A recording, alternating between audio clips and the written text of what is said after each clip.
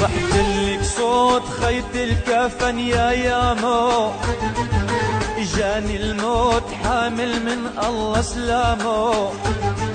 صحتلك صوت خيط الكفن يا يامو، اجاني الموت حامل من الله سلامو. لا تبكي كثير انت يا ام علي، لا تخلي الحزن ينصب بالدار خيامو.